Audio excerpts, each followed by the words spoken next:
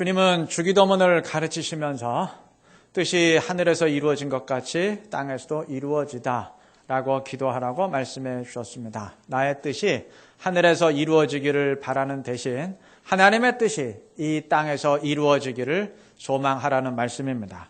주님 역시 십자가 죽음을 앞두고 겟세마네 동산에서 기도하시면서 내 뜻대로 마옵시고 아버지의 원대로 하옵소서라고 간구했습니다. 신앙은 내 뜻을 이루는 것이 아니고 하나님의 뜻을 이루는 겁니다. 내 방식대로 하나님을 섬기는 것이 아니고 주님의 뜻대로 그를 섬기는 겁니다. 모세가 동족을 괴롭히는 애굽 사람을 쳐 죽였을 때 그는 그러한 행동을 통해서 민족을 구원하는 사명을 감당한다고 여겼는지는 모릅니다. 그러나 그것은 하나님의 뜻이 아니었습니다. 그렇게 한 사람씩 쳐 죽여서 언제 출애굽하겠습니까? 움베르토 에코의 장미의 이름이라는 책이 있습니다. 전 세계적으로 2천만 부 이상 팔렸던 굉장히 유명한 책인데 이 책에서 윌리엄이라는 수도사가 어느 수도원에 그 화합을 중재하기 위해서 도착했을 때 한 수도사가 전날 자살한 사건이 있었습니다. 그 후로도 계속 매일 한 명씩 살해 사건이 벌어졌습니다. 나중에 알고 보니까 범인은 호르에라는 수도사였어요. 그는 금지된 도서들이 보관된 비밀의 방을 지키는 수도사였는데 그 방에 들어와서 책을 읽으려는 사람을 한 명씩 살해했던 겁니다.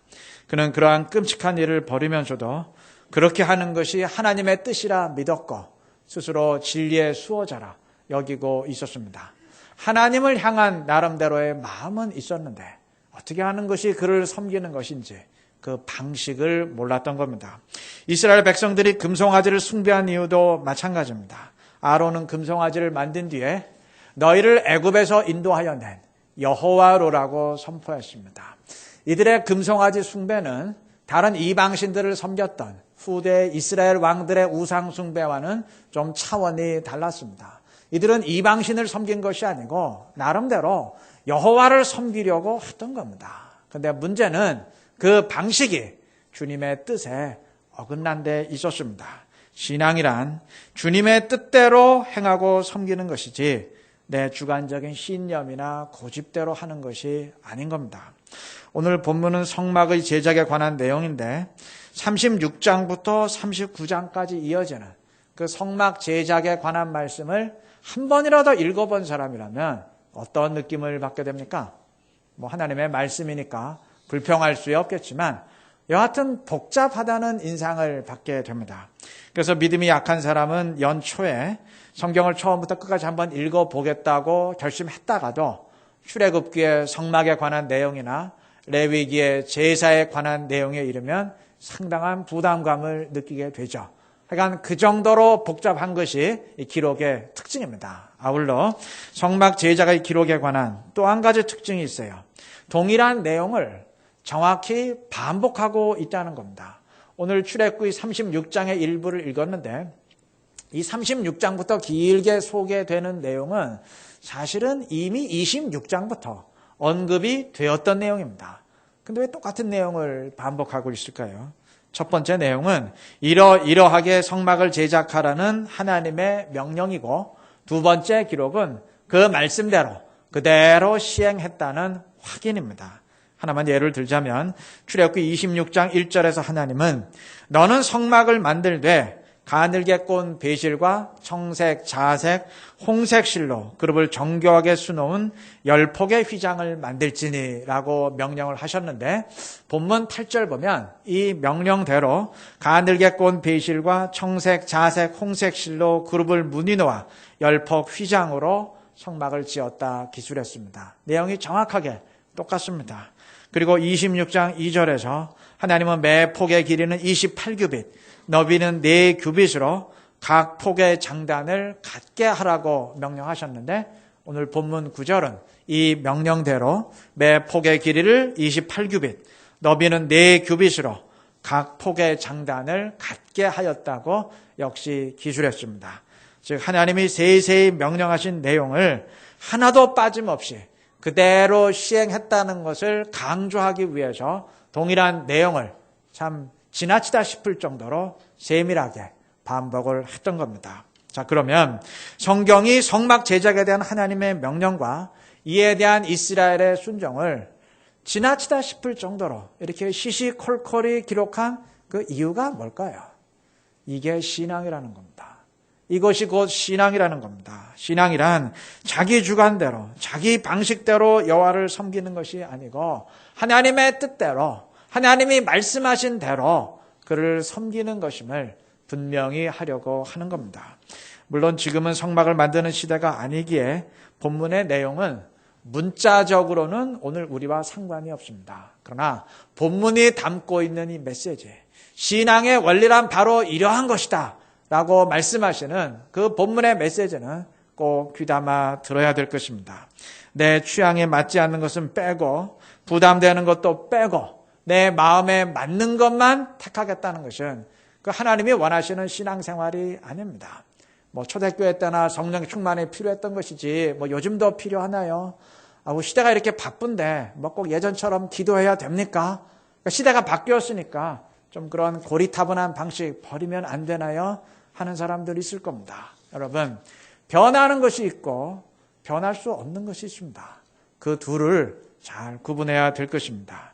주님 다시 오시는 그날까지 우리 모든 그리스도인들은 성령 충만해야 되고 기도해야 됩니다. 그것은 결코 변하지 않습니다. 교회가 때를 얻든지 못 얻든지 복음을 전해야 된다는 건 역시 변하지 않습니다. 나는 함께 모여 드리는 그 회중 예배만 드리고 개인적으로 하나님 만나는 시간은 별로 관심이 없다. 그거는 내 방식대로 신앙생활 하겠다는 겁니다. 신앙생활은 내 주관대로 하는 것이 아니라 하나님의 뜻에 합당하게 그의 말씀대로 하는 것입니다. 하나님의 뜻에 합당한 신앙생활 이루어갈 수 있는 우리 모두가 되시기를 바랍니다. 오늘 본문이 소개하는 것은 이제 성막과 이제 그것을 덮는 덮개인데, 본문 내용을 보면 그 성막, 즉 장막이 4단계로 이루어졌음을 알게 됩니다. 가장 내부의 장막은 8절 말씀처럼 그 가늘게 꼰실과 청색, 자색, 홍색 실을 재료로 한 것이고, 다음에 그것을 감싸는 두 번째 장막은 14절 말씀처럼 염소털로 만들어졌습니다. 그 다음 덮개는 19절 말씀처럼 수량의 가죽으로 되었고, 그 마지막 네 번째는 해달의 가죽을 재료로 했습니다. 이 4겹의 장막을 보면 가늘게 꼰 배실과 청색, 자색, 홍색 실을 재료로 한 그 첫 번째 장막이 가장 귀한 재료로 만들어졌고, 그 다음 두 번째, 세 번째, 네 번째로 갈수록 평범한 재료로 만들어졌음을 알게 됩니다. 그러니까 겉으로 드러나는 것보다 그 내부의 것을 비싼 재료로 만들었다는 얘기입니다. 이러한 모습은 성막의 덮개와 그 성막 내부의 기물들을 비교해 보면은 더욱 분명해집니다. 오늘 읽지는 않았지만 그 다음 37장, 38장 등의 내용을 보면 그 성막 내부의 기물들인 언약궤, 번제단, 증거궤 등등은 전부 순금으로 만들어졌습니다. 고리들까지도 모두 순금을 재료로 했습니다. 이게 뭔가 이상하지 않습니까? 만약 오늘날 어떤 건물을 지으면서 건물 내부를 굉장한 돈을 들여서 장식을 하고 최첨단 시설로 했다면 겉모습도 그에 걸맞게 하는 것이 그 당연한 일 아니겠습니까? 근데 성막은 그렇지 않았습니다. 내부는 보석으로 만들면서 겉은 평범하다 못해 허름하기까지 한 재료들을 사용했습니다. 본문 6절 말씀처럼 보석이 남아 돌아서 이제 백성들에게 그만 가져오라고 통보할 정도였으니까 보석 재료가 모자라서 이랬던 건 분명 아닐 겁니다. 그러니까 의도적으로 이렇게 했던 것인데 그 의미가 무엇일까요? 성경에 설명은 없지만 겉모습보다는 내면이 더 중요해야 한다는 그러한 의미가 아니겠습니까? 구약의 성막이 오늘의 교회를 상징한다면 교회 역시 그러해야 됩니다. 밖으로 보이는 외형은 그리 대단하지 않아도 상관이 없습니다. 그러나 그 속은 이 세상에서 가장 존귀한 것들로 이루어져야 됩니다. 이 말은 교회 건축할 때 내부 장식은 화려하게 해야 되지만 겉은 대충 해도 된다. 이 말이 아니라는 건 다 아실 겁니다. 겉으로 드러나는 모습, 즉 교회 건물이나 모이는 사람들의 지적, 경제적 수준 등은 그리 대단하지 않아도 상관이 없습니다. 그러나 교회 안에는 이 세상이 꿈꿀 수 없는 영적인 보석이 있어야 될 것입니다. 이 안에는 하나님의 영광이 있어야 하고 하나님의 임재와 그에 따른 주님의 능력이 있어야 될 것입니다. 세상이 생각할 수 없는 새로운 생명의 창조가 이 안에 있어야 될 것입니다. 이것은 우리 개인도 마찬가지입니다. 예수님의 경우를 예로 든다면 그는 목수의 아들이었으니 당시의 풍습대로라면 본인도 목수의 일을 하셨을 겁니다. 당시 목수는 그리 대단한 직업이 아닙니다. 나사렛에서 무슨 선한 것이 날 수 있겠느냐 핀잔을 받을 정도로 그의 출신 성분은 사실 보잘것없었습니다. 그러나 그의 진 면목은 어떠했습니까? 그는 하나님의 아들 그리스도로서 온 인류를 살려낼, 죽음에서 구원할 그 능력을 가지고 계셨습니다. 우리 역시 그러해야 됩니다. 겉모습보다 중요한 것이 내면입니다. 바꾸어 말하면 외형으로 신앙을 증명하려고 해서는 안 된다는 말입니다. 저의 경우를 예로 들자면 물론 목사의 직위는 중요합니다. 중요하죠. 그러나 목사의 타이틀보다 훨씬 더 중요한 것이 그에 걸맞는 내면의 영성이 아니겠습니까? 내가 신앙생활 몇 년 했다는 관록은 물론 가치를 지닙니다. 내가 어떤 훈련, 어떤 프로그램을 이수하고 참여했다는 경력 역시 나름대로의 가치를 지닐 겁니다. 그러나 그러한 외형보다 훨씬 더 중요한 것은 그것을 통해서 변화하고 성장한 나 자신의 모습입니다. 우리는 그것으로 신앙을 증명할 수 있어야 될 것입니다. 우리나라 사람들이 워낙 간판이나 배경을 중시하다 보니 신앙의 세계에서도 그런 것으로 자신을 증명하라는 경우가 많은데 잘못입니다. 제가 유학 생활을 좀 했으니까 이런 얘기 할 수 있을 거예요. 근데 공부 안 하고 이런 얘기하면 이렇게 자기 열등의식에서도 그런 얘기한다. 그럴 것 아닙니까? 요즘 굉장히 많은 신학생들과 목회자들이 외국에서 공부를 합니다. 공부를 하는 것은 물론 가치 있는 일입니다. 그러나 그러한 스펙으로 자신을 증명하려고 해서는 안 됩니다. 비슷한 두 사람이 있다면 그래도 유학 생활을 한 사람을 더 인정해 주려는 것이 현실인 것 같습니다. 아마 그래서 너도 나도 외국을 가는지도 모르겠어요. 근데 저는 반대로 생각합니다. 공부를 많이 한 사람과 그렇지 않은 사람이 만약 비슷하다면 저는 후자가 더 인정받아야 된다고 생각합니다. 뒤집어 말하면 공부를 많이 했다고 자부할 일이 아니고 오히려 반성해야 한다는 말입니다. 남들은 그 정도 공부하고 준비하지 못했어도 딱 그 정도 할 줄 아는데 자기는 더 많이 하고 준비했음에도 남들과 똑같이 한다면 그건 되레 반성할 일이지 자부할 일이 아니지 않습니까? 동일한 이유에서 신앙 수준이 비슷한 두 사람이 있는데 한 사람은 목사고 한 사람은 평신도입니다. 그럼 누가 반성해야 됩니까? 무슨 말씀인지 아시겠죠? 우리가 서로 수준이 비슷하지만 그래도 내가 목사다라고 자부할 일이 결코 아닌 겁니다. 제가 혹시 여러분 중에 상처받는 사람이 있을까 봐 자꾸 목사의 예만 드는데 여러분도 다 마찬가지입니다. 신앙 수준이 비슷한 사람이 있는데 한 사람은 일반 성도고 한 사람은 교회 직분을 받은 사람입니다. 누가 반성해야 됩니까? 무슨 말씀인지 아시겠죠? 우리가 서로 비슷하지만 그래도 나는 이 교회 직분을 받은 사람이야. 자부할 일이 결코 아닌 겁니다. 반성해야 될 일인 겁니다. 신앙 경력이 많은 사람들, 특별한 과정을 이수한 사람들 모두 다 마찬가지입니다. 남들은 그런 훈련 이수하지 못했어도 그 정도 경력 없어도 헌신할 줄 알고 봉사할 줄 알고 복음 전할 줄 아는데 자기는 그 정도 경력 가지고 그 아무것도 할 줄 모른다면 그 정도밖에 못하거나 아니면 그 정도도 못 된다면 이건 자부할 일이 아니고 수치스러운 일이라는 것을 알아야 될 것입니다. 교회도 마찬가지입니다. 교회의 역사가 수십 년 되었다는 것은 물론 자랑할 만한 일일 수도 있어요. 그러나 뒤집어 생각하면 그 반대의 경우일 수도 있는 겁니다. 외형보다 중요한 것이 내면입니다. 저는 외형보다 중요한 것이 내면이라고 말했지 외형은 무가치한 것이라고 말하지는 않았습니다. 외형도 물론 중요합니다. 타이틀도 중요하고 경력도 중요하고 역사와 전통 물론 중요합니다. 소중히 여겨야 됩니다. 그러나 그것보다 훨씬 더 중요한 것이 우리 내면의 영성이라는 것을 꼭 기억하시기를 바랍니다. 그래서 외면이 아닌 내면의 영성으로 신앙을 증명해 갈 수 있는 참된 그리스도인들이 되시기를 바랍니다. 우리가 그렇게 할 때 하나님이 우리를 기뻐하시고 우리를 통해서 더 큰 영광을 드러내 주실 줄로 믿습니다. 본문 3절 보면 성막을 만드는 사람들이 이스라엘 백성들이 가져온 예물을 받았다 그랬어요. 여기 예물은 보석을 말합니다. 이스라엘이 출애굽할 때 애굽 사람들이 온갖 금은 보석들을 모아서 이스라엘에게 주었는데 그때 받았던 보석들을 이들이 모세를 통해서 성막 제작자들에게 넘겨주었고 제작자들은 그러한 보석을 이용해서 성막 내부의 기물들을 만들었던 겁니다. 자, 그런데 이와 연관해서, 이와 대조해서 꼭 보아야 될 사실이 있습니다. 출애굽기 32장에서 아론이 금송아지 우상을 만들 때도 과정이 동일했습니다. 이스라엘 백성들이 자기들이 지닌 금고리 등의 보석을 아론에게 넘겨주었고 아론은 그것을 활용해서 금송아지 우상을 제작했었습니다. 자, 그러니까 이들은 자기들이 지닌 보석으로 한 번은 우상을 만들었고 또 한 번은 성막을 만들었던 겁니다.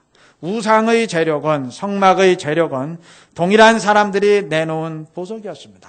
그러나 어떤 의도로 사용되느냐에 따라서 그것이 하나님의 임재를 위한 것이 될 수도 있고 사탄의 숭배를 위한 것이 될 수도 있었던 겁니다.